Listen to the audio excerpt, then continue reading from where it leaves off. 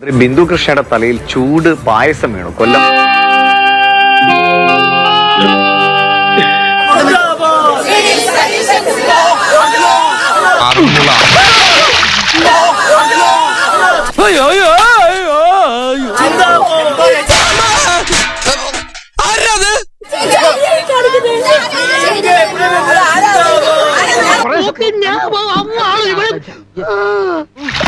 ഇയാളെന്ത് പണിയാണ് കാണിക്കുന്നത്? കണ്ണനായരുടെ